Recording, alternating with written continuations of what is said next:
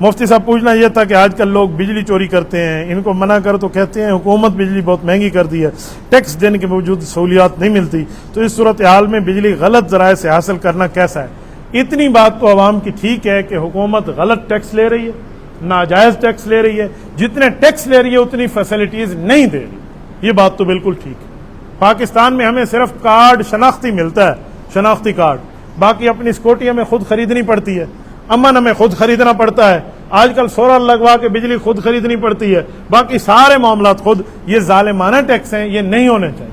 اگر ٹیکس لگائیں گے تو پھر اتنے سہولیات بھی حکومت دے، اس بات تک تو میں اتفاق کرتا ہوں، لیکن اس بات پہ میں چوری کی اجازت دے دوں، اگر وہ غلط کر رہی ہے تو غلط پھر آپ بھی کر رہے ہیں، تو لہٰذا یوں نہیں ہے۔